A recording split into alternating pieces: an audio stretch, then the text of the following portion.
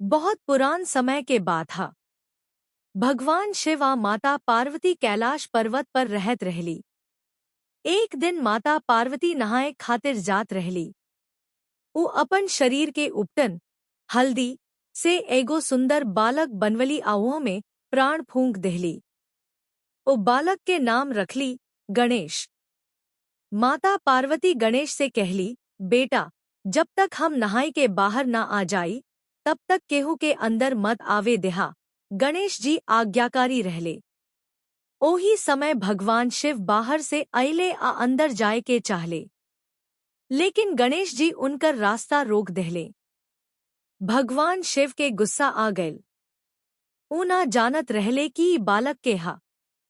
बहुत समझावे के बादो जब गणेश ना हटले, तब शिवजी क्रोध में आके उनकर सिर काट देहले।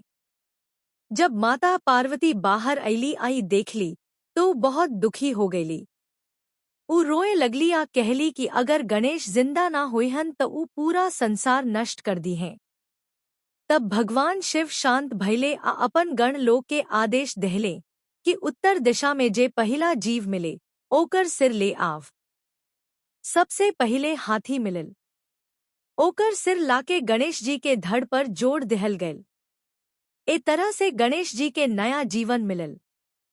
भगवान शिव उनकरा के वरदान देहले कि दुनिया में सबसे पहिले पूजा तोहरे ही हुई। एह तरह से गणेश जी विघ्नहर्ता आ सिद्धिदाता कहलाए लगले। आजो हर शुभ काम से पहिले गणेश जी के पूजा कइल जाला।